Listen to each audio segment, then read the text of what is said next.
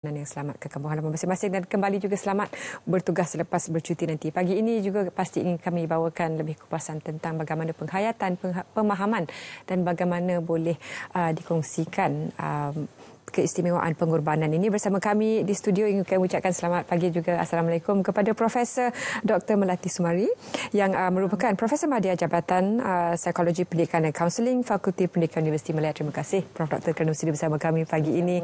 Kita dapat dengar tentang drama tadi dengan persiapan Lebuh Raya. Perlu juga barangkali kita bawakan kepada asalnya pemahaman pengorbanan itu dan bagaimana Prof. Dr. lihat penghayatan pengorbanan itu di segenap lapisan masyarakat. Sebab pengorbanan itu ada macam-macam aspek sebenarnya. Betul. Okey, terima kasih Zaleha. Ditanya kepada saya tentang pengorbanan ni.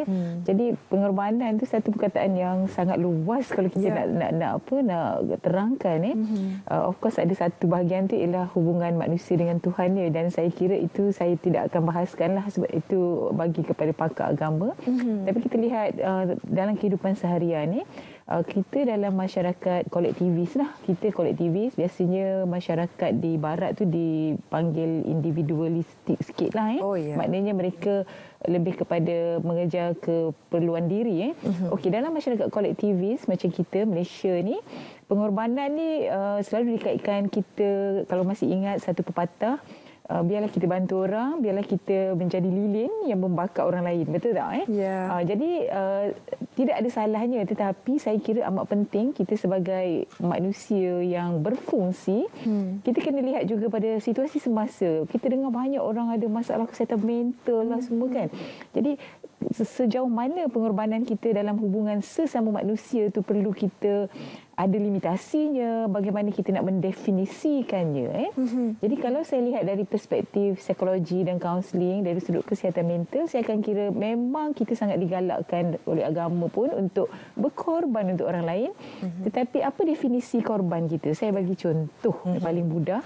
Seandainya dua orang kawan baik ataupun suami isteri lah, senang So suami ingin berkorban untuk isteri, isteri nak berkorban untuk suami. Tapi mesti mereka kena definekan apa dia, setakat mana dia nak berkorban. Dia mesti kena ada definisi. Kalau tidak, hubungan tu nanti boleh jadi rosak kerana pengorbanan yang tidak mengenal batas, tidak ada definisi, tidak ada bracket. Itu maksud saya.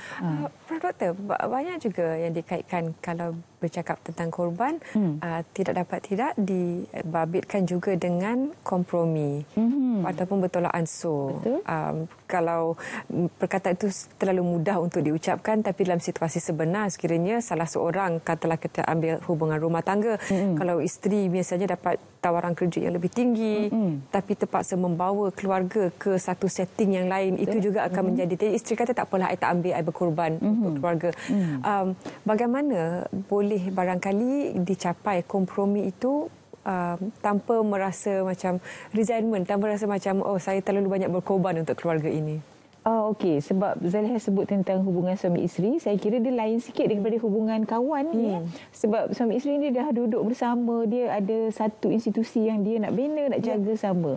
Jadi kalau dalam psikologi perkahwinan, dalam contoh yang Zaleha bawa tadi, contoh isteri mendapat tawaran gaji yang berlipat ganda tapi kena pindah tempat lain dan seumpamanya, pada saya suami dan isteri itu perlu ada dipanggil tadi sebut kompromi kan, ataupun dipanggil negotiate. Dia kena berbincang apakah yang lebih baik untuk pasangan tersebut.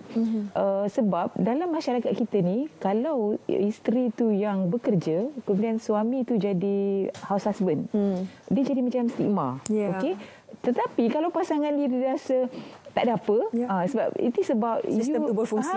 Sebab sistem berfungsi. Tapi masalahnya dalam masyarakat kita ni, kita banyak nak korbankan diri kerana masyarakat. Jadi pada saya, kalau misalnya dalam kita buat kaunseling pasangan kita biasanya kita akan bantu pasangan ataupun keluarga. Maknanya sejauh mana kita bersedia berhadapan dengan masyarakat tu, tetapi kita tidak boleh membiarkan masyarakat menentukan cara kita menguruskan keluarga. Tetapi jangan pula dengan whatever keputusan yang mereka buat, ada mengungkit dan sebagainya. Tapi pada saya, dalam hubungan suami isteri, dia tidak akan ada 100% gembira, 100% suka hati. Dia ada dipanggil perundingan. Bila perundingan ni, kita menerima, kita tidaklah 100% gembira, tetapi kita menerima. Menerima tidak semestinya 100% gembira. Macam itulah. Prof, kalau bercakap juga tentang korban, barangkali kita pastinya kita terlalu kedil untuk membandingkan Nabi dan juga sahabat-sahabat pengorbanan yang dilakukan. Tapi kadang-kadang timbul sifat individualistik itu yang kadang-kadang sukar untuk dilepaskan. Jadi berkorban itu menjadi satu yang sangat sukar. Bagaimana untuk menjadi seorang ahli komuniti yang boleh menyumbang tanpa memberikan terlalu banyak kompromi untuk kepentingan diri sendiri dalam menjiwai aspek berkorban ini? Begini ya Zaliha, kita manusia semua ni kita ada personality yang berbeza-beza. Ada orang yang kita lihat dia boleh berkorban apa sahaja untuk masyarakat. Dia boleh tidurnya sedikit, dia banyak menghabiskan masanya untuk masyarakat. Tapi ada orang dia berkorban tapi dia tidak boleh nak pergi kepada masyarakat tu, nak habiskan masa di luar bersama masyarakat. Jadi dia boleh berikan korban tu dalam bentuk yang lain, sebab ada orang yang dia personality dia introvert, dia tidak suka untuk menyumbang, kena jumpa ramai orang, dia tak boleh. Tapi dia suka menyumbang dalam bentuk yang lain. Contohnya dia rasa dia lebih baik dia menyumbang tu dari sudut dia bagi tuition kat budak-budak siapa cuma contoh kan. Sumbangan dana kebajikan yang tak payah jumpa orang. Ya betul, ada orang dia sumbang diam-diam, dia bagi duit, kita pun tak tahu kan. Jadi kita tidak boleh samakan atau berbandingkan pengorbanan A dengan pengorbanan B. Sebab kita tentulah tidak ada, katalah A dia memang seorang yang kaya raya, dia sumbang 50,000. Sedangkan B ni dia cukup tapi dia sumbang kemampuan dia 500. Kita tak boleh sambungkan 5,000 tu dengan 500. Tapi kita lihat pengorbanan dia, maknanya nak mengurangkan 500, yang tu 5,000 tu mungkin tak ada apalah. Jadi tidak adil kalau kita nak membandingkan pengorbanan A dengan B secara macam tu saja. Nak sama, tak boleh. Prof Dr dikelilingi para pelajar IPTA yang masing-masing ada krisis masing-masing. Pengorbanan seorang pelajar barangkali terpaksa jangan enjoy sangat, tidak boleh berbelanja beriria kerana memikirkan lagi 3-4 tahun akan grad, 4-5 tahun akan grad. Bagaimana pengorbanan ini boleh dijiwai oleh para pelajar supaya mereka dapat merasai kemanisan pengorbanan itu pada satu jangka masa? Soalan yang bagus. Saya ni kan dulu-dulu, kalau 10 tahun dulu saya mengajar, saya tak ada selitkan benda ni sangat. Tapi hari ini kita lihat kepada penguasa semasa, saya lihat memang ada banyak sangat kes anak-anak muda yang bankrupt, anak muda yang mengejar lifestyle. Jadi pelajar saya yang tengok program ni boleh recall apa saya selalu selitkan bila saya mengajar. Saya selalu sebut tentang apa-apa pun kita nak mengukur diri, kita kena ukur kita punya kebolehan dan keupayaan.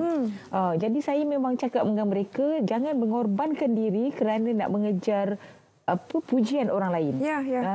Contoh, orang lain nampak you kaya, tapi hakikatnya you tak cukup duit. Saya kata tidak perlu mengukur kejayaan ataupun kegembiraan diri berdasarkan ukuran orang lain. Saya selalu memang peringatkan pelajar saya benda ni lah. Dan mereka pun harapnya mereka nampak benda ni supaya lepas mereka graduate, mereka tidak terpengaruh dengan kehidupan memenuhi lifestyle, bukan memenuhi keperluan hidup.